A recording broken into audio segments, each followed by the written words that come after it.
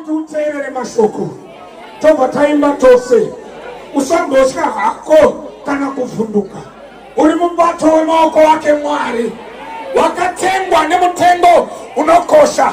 Saka namata iwe uri mwana wa Mwari. Haleluya! Simutsa shamani. Kusimbisa mzimai. Sambotya hako kana kuvhunduka.